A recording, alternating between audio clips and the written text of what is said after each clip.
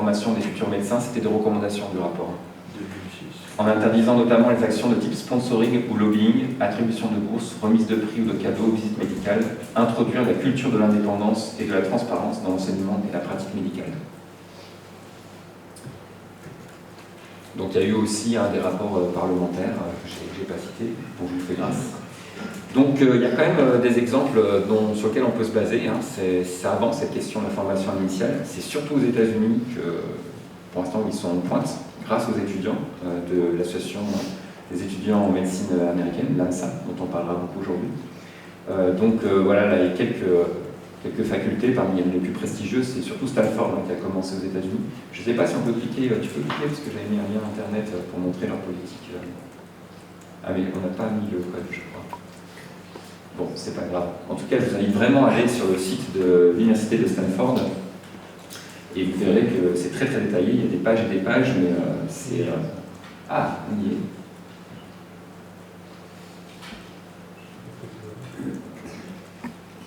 En fait, bon, c'est pas tout à fait la présentation du site en lui-même, mais à gauche, vous avez un panneau déroulant avec différents items qui vous permettent de voir un petit peu la vue d'ensemble de la politique de la faculté. C'est pas grave. On va passer.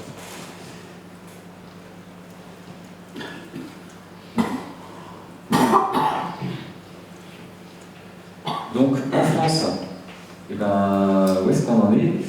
Je pense que vous êtes bien placé pour savoir que c'est pas encore vraiment quelque chose de très visible.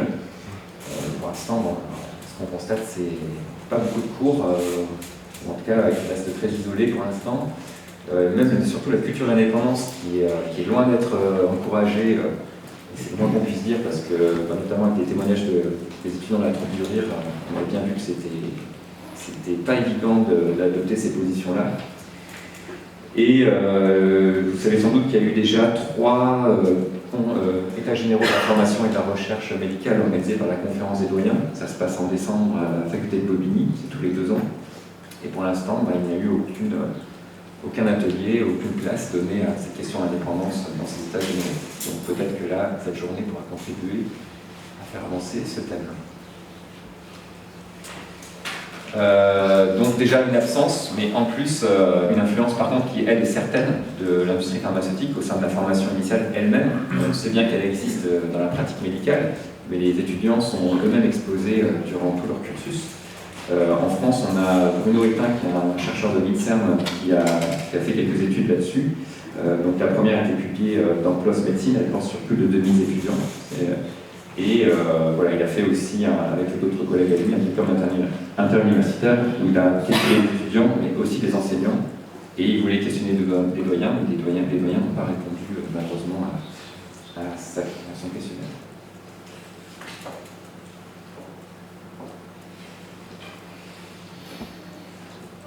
Et en fait, on arrive à la fin du diaporama.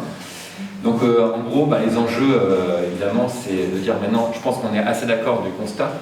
Aujourd'hui, le but, c'est de dire, comment on fait avec ça et comment on peut faire avancer cette formation à l'indépendance. Voilà, on va essayer de répondre tous ensemble. Je pense qu'on a même encore un tout petit peu de temps si vous avez des questions déjà par rapport à cette introduction.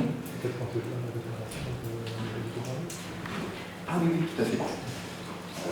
On a une déclaration à vous communiquer qui nous est arrivée ce matin de la part du nouveau président de la conférence des doyens. Je vais essayer de vous le dire, je l'ai reçu ce matin il y a une demi-heure.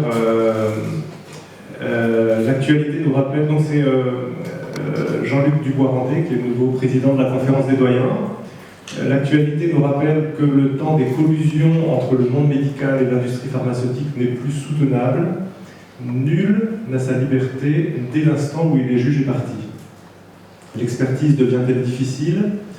On est un très bon expert lorsqu'on est le professionnel de telle ou telle discipline ou champ scientifique, nul ne le conteste, mais il faut alors que la communauté soit informée de la façon la plus transparente des conflits d'intérêts. Cela soulève aussi, et c'est le champ de la conférence des doyens, la préparation à de nouveaux métiers et donc de solides formations expertise-régulation devenues indispensables, tout particulièrement dans les grandes agences publiques comme l'Agence nationale de sécurité du médicament, la l'ANSM.